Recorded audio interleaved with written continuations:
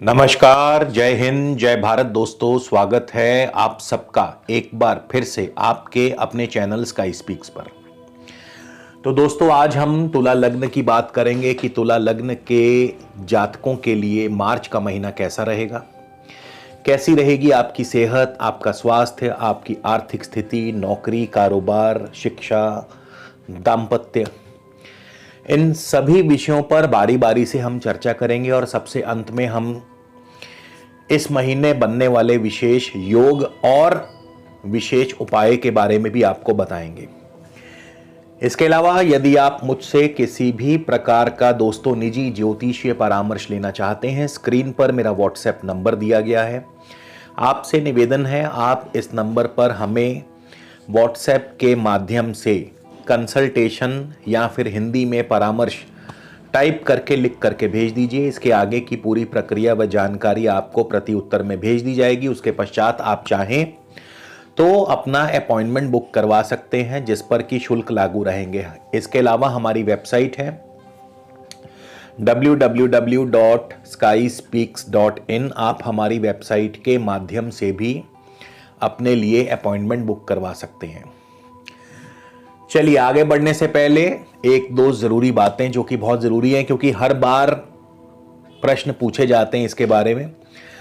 तो सबसे पहला प्रश्न कि गोचर फल लगन से ही क्यों, क्या वजह है, लगन से क्यों देखना चाहिए? बाकी सब तो चंद्र राशि से बताते हैं, लेकिन लगन से क्यों, उसका बहुत सरल सा उत्तर मैं आपको दूंगा। पहली बात तो कुंडली हमेशा लगन से बनाई जाती है, चंद्र राशि से नहीं बनाई जाती। तो जब कुंडली लगन से बनाई जाती है तो फिर गोचर भी लगन से ही देखना चाहिए। दूसरी बात, आपने सन साइन सुना होगा, जिसे हम सूर्य राशि या सन साइन कहते हैं। वेस्टर्नर्स जो हैं वो सन साइन से गोचर फल देखते हैं। सूर्य एक राशि में एक महीने तक भ्रमण करते हैं।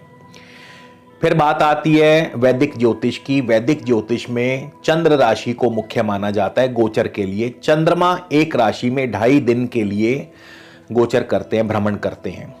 लेकिन जो लगन है ये केवल 2 घंटे या उससे भी कम समय के लिए विद्यमान रहता है। तो फैसला आप कीजिए कि सूर्य एक राशि में 1 महीना रहता है, चंद्र एक राशि में 2.5 दिन रहता है, लगन केवल 2 घंटे के लिए रहता है, तो अधिक सूक्ष्म फल किसका होना चाहिए, यह निर्णय आपको करना है। क्योंकि राशि फल चंद्र राशि से इसलिए भी देखा जाता रहा है, हमारे भारतवर्ष में बहुत से लोगों को अपनी जन्म तिथि व जन्म समय का सही ज्ञान नहीं है। तो ऐसे में ज्योतिषी या जो भी एस्ट्रोलॉजर्स हैं वो चंद्र राशि को आधार मान करके या नाम राशि को आधार मान करके फल कथन कर देते हैं, जो कि सही नहीं है। लगन कैसे पहचाना जाए, आपका कौन सा लगन है? तो आप अपनी कुंडली देखें, यदि आपकी पहले से कुंडली बनी हुई है, या किसी भी सॉफ्टवेयर पर अपनी कुंडली बनाएं, तो ये जो भाव है, ये जो सेंटर आप देख रहे हैं, ये भाव, इसे लगन कहा जाता है। यदि यहां पर 7 का अंक लिखा है, नंबर 7 लिखा है, तो समझ लीजिए आपका तुला लगन है। बस सिंपल सा ये फंडा आप याद रखिए। तो चलिए सबसे पहले जानते हैं ग्रहों की चाल के बारे में। केतु आपके धन भाव में है, मंगल, शुक्र, शनि और बुध आपके चौथे भाव में है, बृहस्पति और सूर्य आपके पंचम भाव में है और राहु आपके अष्टम भाव में है। अब सबसे पहले सेहत और स्वास्थ्य की बात करेंगे। एक छोटा सा नियम और बता दूं, जिस भी ग्रह की मैं बात करूं, जैसे मैं लग्नेश की बात करूं शुक्र की, या मैं धनेश मंगल की बात करूं, या मैं चतुर्थेश शनि की बात करूं, या भाग्येश बुध की बात करूं, तो इनका जो भी फल कथन मैं आपको बता रहा हूं वो इनकी अपनी दशा अंतरदशा में ये और भी ज्यादा प्रभावी ढंग से आपको फल प्रदान करते हैं। तो यहां पे लगन के साथ साथ यदि आपको थोड़ा सा भी अपनी महादशा अंतरदशा का ज्ञान है तो आपके लिए फल और भी सूक्ष्म हो जाएगा। यानी आपको पता लग जाएगा कि आपकी जो वर्तमान दशा अंतरदशा चल रही है वो आपको क्या फल देने वाली है। तो सबसे पहले हम लग्नेश की ही बात करेंगे, शुक्र की बात करेंगे, यानी शुक्र की दशा अंतरदशा जिनको चल रही है। और क्योंकि लगन से ही स्वास्थ्य देखा जाता है तो स्वास्थ्य की भी चर्चा इसी के साथ होगी। देखिए, शुक्र जो है आपके चौथे भाव में है। अब गोचरवश, चंद्र राशि से गोचरवश शुक्र चौथे भाव में शुभ फल देने वाले माने गए हैं और लगन से भी शुक्र शुभ फल देंगे। खास करके ये महीना जो है तुला लगन वालों के लिए बहुत ही बढ़िया रहेगा, क्योंकि आपका सुख स्थान जो है, चौथा भाव जो है जिसे हम सुख स्थान कहते हैं, ये पूरी तरह से एक्टिवेट है।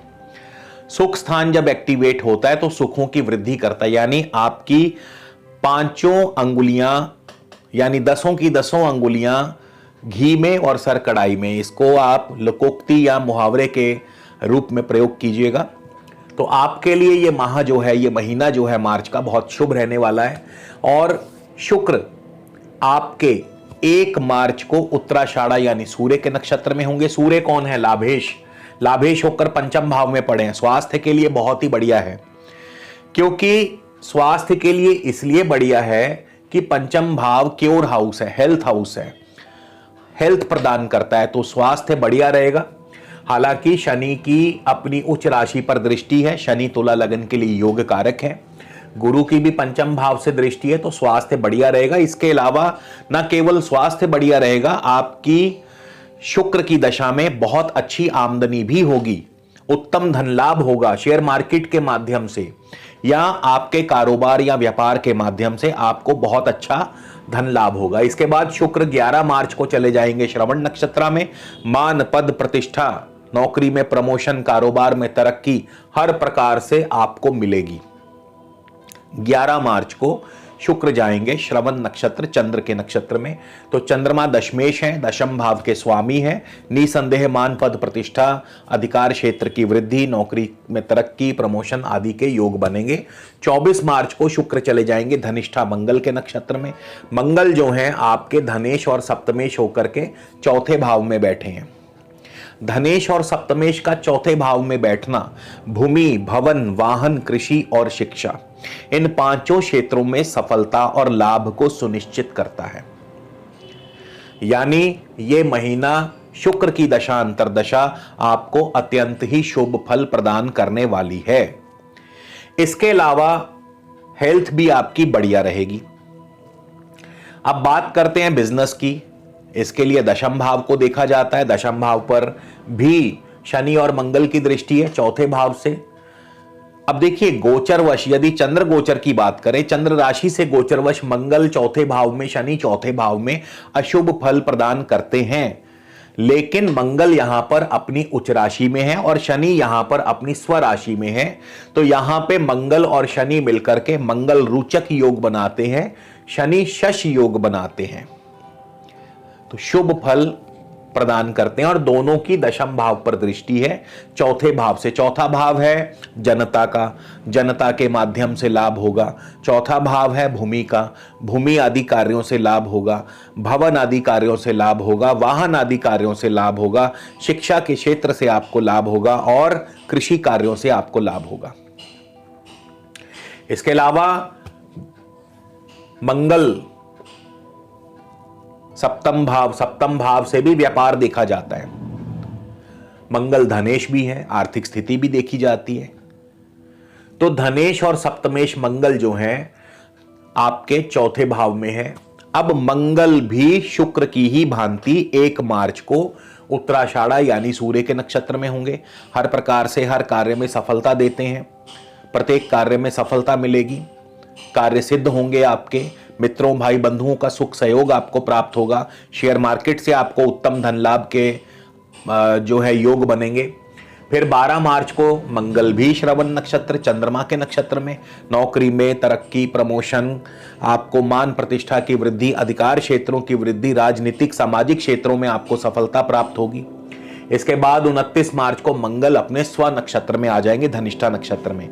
धनेश और सप्तमेश मंगल जब अपने नक्षत्र में होंगे तो और भी ज्यादा शुभ फल प्रदान करेंगे, उत्तम धन लाभ होगा, जमीन जायदाद के कार्यों से लाभ होगा, व्यापारिक दृष्टिकोण से बहुत बढ़िया रहेगा। तो कुल मिलाकर के ये महीना जो है तुला लगन के जातकों के लिए अत्यंत ही लाभकारी सिद्ध होने वाला है। नौकरी पेशा व्यक्तियों की बात करें, नौकरी के लिए कैसा रहेगा, तो छठे भाव के स्वामी है बृहस्पति, और बृहस्पति जो है आपके पंचम भाव में है। बृहस्पति पंचम भाव में चंद्र राशि से गोचरवश भी शुभ फल प्रदान करते हैं, और बृहस्पति इस समय अपने ही नक्षत्र में चल रहे हैं। 2 मार्च को बृहस्पति पूर्वाभाद्र यानी अपने ही नक्षत्र में आ जाएंगे। बृहस्पति पराक्रम और छठे भाव के स्वामी हैं, तो जाहिर सी बात है नौकरी में आपको तरक्की दिलवाएंगे। पराक्रम से, अपनी कोशिशों से, अपनी मेहनत से, अपने भुजबल से, अपने बाहुबल से, अपने बुद्धि बल से आपको नौकरी में तरक्की, सुअवसर प्रदान करेंगे। इंक्रीमेंट हो सकती है, बॉस आपसे प्रसन्न रहेंगे, समय पर आपके कार्य सिद्ध होंगे। तो हर प्रकार से बृहस्पति की दशा अंतरदशा भी आपको शुभ फल प्रदान करेगी। नौकरी के बाद आर्थिक स्थिति के बारे में वैसे तो बता ही चुका हूं। धनेश मंगल हैं और लाभेश सूर्य हैं। धनेश मंगल के बारे में मैंने आपको बता दिया है कि मंगल अत्यंत ही शुभ फल प्रदान करेंगे। लाभेश सूर्य की भी बात कर ली जाए, देखिए सूर्य जो है लाभ स्थान के स्वामी हैं, इनकम हाउस के स्वामी हैं, और इस समय इनकम हाउस पर आपकी गुरु की दृष्टि है पंचम भाव से, और मंगल की दृष्टि है चौथे भाव से। तो गुरु और मंगल की ये दोनों की शुभ दृष्टियां आपकी आमदनी में वृद्धि करती हैं, इनकम को बढ़ाती हैं। और इसके अलावा सूर्य लाभेश होकर के पंचम भाव में शेयर मार्केट से लाभ करवाते हैं। सूर्य 1 तारीख को शतभिषा राहु के नक्षत्र में होंगे। राहु अष्टम भाव में अचानक धन लाभ, पैतृक सुख संपदा की प्राप्ति, अथवा आपको कोई रुकी हुई फंसी हुई पेमेंट दिलवा सकते हैं। ऐसा क्यों? क्योंकि राहु शुक्र की राशि में है और शुक्र चौथे भाव में शुभ स्थान में है। भले ही राहु अष्टम भाव में बुरा फल देते हैं, लेकिन राहु छाया ग्रह हैं, और इस समय राहु पर ना तो कोई दृष्टि है ना ही कोई युति है। तो राहु किसका फल देंगे? अपने राशि स्वामी का फल देंगे, और राशि स्वामी शुक्र चौथे भाव में चल रहे हैं, तो शुभ फल प्रदान करेंगे। लेकिन फिर भी मिस्टीरियस प्लैनेट है, थोड़ा सा बच के भी रहना जरूरी है, सावधानी बरतनी जरूरी है, वरना सावधानी हटी दुर्घटना घटी। तो पैसे का लेन देन जरा सावधानी पूर्वक कीजिएगा। 4 मार्च को सूर्य पूर्वाभाद्र यानी गुरु के नक्षत्र में होंगे। गुरु जो है आपके पंचम भाव में, थोड़ा सा आमदनी यहां पे पॉज लेगी, दूसरे व्यक्ति आपसे फायदा उठा सकते हैं। हालांकि गुरु तृतीयेश भी है, षष्ठेश भी है, पराक्रम से जरूर कार्य सफल होंगे, ऋण आदि की सुविधा भी मिल सकती है। 18 मार्च को सूर्य चले जाएंगे उत्तरा भाद्रपद शनि के नक्षत्र में। हालांकि सूर्य शनि परस्पर शत्रु हैं, लेकिन यहां पे जमीन जायदाद संबंधी कार्यों से आपको अवश्य ही लाभ और सफलता दिलवाएंगे। आपकी शिक्षा की बात करें, एजुकेशन की बात करें, तो चौथा भाव आपका बहुत ही जबरदस्त तरीके से एक्टिवेट है। मंगल बैठे हैं, शनि बैठे हैं, शुक्र बैठे हैं, तीनों ग्रह बैठे हैं। तो इस महीने शिक्षा आदि क्षेत्र में आपको अच्छी सफलता और लाभ मिल सकता है। खास करके शनि भी जो चतुर्थेश हैं, चौथे भाव के स्वामी हैं, शनि भी धनिष्ठा यानी मंगल के ही नक्षत्र में है। तो टेक्निकल आदि जो क्षेत्र है आपके लिए, सिविल इंजीनियरिंग, टेक्निकल क्षेत्र या इंजीनियरिंग, नॉर्मल इंजीनियरिंग, इनमें आपको अच्छी सफलता दिलवा सकते हैं। यानी पढ़ाई के मामले में ये महीना आपके लिए बढ़िया रहेगा। और संतान की बात करें तो शनि अपने से चौथे भाव में, अपने से 12वें स्थान में है, और लगन से चौथे भाव में, और धनिष्ठा मंगल के नक्षत्र में, मंगल भी चौथे भाव में, और सूर्य भी यहां पर अभी 14 मार्च तक रहेंगे। तो संतान पक्ष की तरफ से थोड़ी बहुत चिंता अवश्य बनी रहेगी। हालांकि बृहस्पति भी विराजमान है, बृहस्पति हर प्रकार से बचाव करेंगे, लेकिन चतुर्थे शनि अपने से 12वें स्थान में है, तो थोड़ी बहुत दिक्कत परेशानी संतान के प्रति अवश्य हो सकती है। दांपत्य जीवन की बात करें, दांपत्य सुख के लिए सप्तमेश मंगल को देखा जाएगा। मंगल की स्थिति बहुत ही बढ़िया है, चौथे भाव में बैठे हैं, सुख स्थान में बैठे हैं, सुख स्थान की वृद्धि करते हैं। मंगल जो है इस समय अपनी स्वराशि को देख भी रहे हैं चौथी दृष्टि से। थोड़ी बहुत नोक झोंक, थोड़ी बहुत अनबन, ज्यादा चिंता वाली कोई बात नहीं है। मंगल की अपनी स्वदृष्टि है। मंगल इस दौरान सूर्य के ही नक्षत्र में होंगे। हालांकि सूर्य लाभेश हैं, फिर इसके बाद 12 से 29 मार्च तक मंगल जाएंगे श्रवण नक्षत्र चंद्रमा के नक्षत्र में। चंद्रमा दशमेश है, थोड़ा सा तालमेल में कमी करते हैं, क्योंकि जब भी दशम भाव में या दशमेश के नक्षत्र में कोई जाएगा तो दाम्पत्य सुख में कमी करता है। लेकिन 29 मार्च को मंगल अपने ही नक्षत्र में आ जाएंगे, तो यहां पे एक बार फिर से आपस में प्रेम प्यार बढ़ेगा, तालमेल बढ़ेगा और दाम्पत्य जीवन सुखी होगा। अब इस महीने भाग्य आपका कैसा रहेगा? भाग्य भाव के स्वामी बुध हैं। बुध कैसा फल देंगे? बुध आपके चौथे भाव में है। चौथे भाव में चंद्र राशि से गोचरवश बुध शुभ फल प्रदान करते हैं, लेकिन 6 मार्च को बुध चले जाएंगे पंचम भाव में। अब चंद्र राशि से गोचरवश पंचम भाव में बुध शुभ फल नहीं देते हैं, लेकिन यहाँ पे हम नक्षत्र अनुसार चेक करेंगे कि बुध की दशा अंतरदशा कैसा फल प्रदान करेगी। तो बुध 1 तारीख को धनिष्ठा मंगल के नक्षत्र में होंगे। मंगल धनेश है, सप्तमेश है, चौथे भाव में बैठे हैं। उत्तम आर्थिक धन लाभ, कारोबार की वृद्धि और सुखों की वृद्धि करते हैं। धन, ऐश्वर्य और सुख, इन तीनों की वृद्धि करते हैं। 10 मार्च को बुध चले जाएंगे शतभिषा राहु के नक्षत्र में। राहु भले अष्टम भाव में, लेकिन राहु के राशि स्वामी शुक्र चौथे भाव में है, तो यहां पे आपको एक एवरेज सा फल प्राप्त होगा। पैसे का लेन देन थोड़ा सावधानी से कीजिएगा। उसके बाद 18 मार्च को बुध चले जाएंगे पूर्वा भाद्र गुरु के नक्षत्र में। अपनी कोशिशों से कार्यों में सफलता हासिल होगी। शेयर मार्केट से अच्छा धन लाभ होगा। 26 को बुध चले जाएंगे उत्तरा भाद्रपद शनि के नक्षत्र में, यानी जमीन जायदाद आदि कार्यों से आपको अत्यंत ही सफलता प्राप्त होगी। तो भाग्य भी आपका लगभग आपके साथ रहेगा। भाग्य भाव के स्वामी बहुत ही शुभ फल आपको देने वाले हैं। इस महीने बनने वाले योग कौन कौन से हैं? तो इस महीने सबसे पहले तो चौथा भाव आपका एक्टिवेट है। लग्नेश शुक्र बैठे हैं, धनेश और सप्तमेश मंगल बैठे हैं, शनि बैठे हैं चौथे और 5वें भाव के स्वामी, यानी लग्नेश, धनेश, सप्तमेश और पंचमेश केंद्र और त्रिकोण के स्वामियों का संबंध कहां बन रहा है? आपके केंद्र में, चौथे भाव में, सुख स्थान में। हर प्रकार से सुख, ऐश्वर्य, लक्ष्मी, अचल लक्ष्मी योग बनाता है। हर प्रकार से आपको सुख सुविधा संपन्न करवाएगा।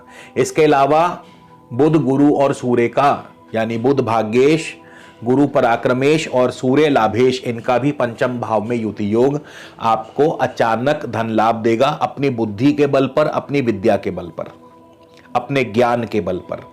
तो इस महीने आपके लिए अत्यंत ही शुभ रहेगा। अब बात करते हैं उपाय कौन सा किया जाए। देखिए, राहु आपके अष्टम भाव में है। अष्टम भाव शुभ नहीं माना जाता। अचानक राहु कभी भी कुछ भी अचानक फल दे दिया करते हैं। तो ऐसे में राहु के अशुभ फलों में कमी लाने के लिए अत्यंत सरल उपाय आपको बताने जा रहा हूं। आप किसी भी दिव्यांग को आप अपने यथाशक्ति सामर्थ्य अनुसार भोजन पानी करवाएं, उन्हें यथाशक्ति सामर्थ्य अनुसार दान दक्षिणा दें, उनकी ज़रूरत की चीज़ें उनको दें, तो राहु आपको कभी भी अशुभ फल प्रदान नहीं करेंगे। और उम्मीद करता हूं ये वीडियो आपको ज़रूर पसंद आएगा। लाइक, शेयर और सब्सक्राइब करना मत भूलिएगा। कमेंट करके हमें ज़रूर बताइएगा वीडियो कैसा लगा। अगले वीडियो में दोबारा फिर से मुलाकात होगी। तब तक के लिए नमस्कार, जय हिंद, जय भारत।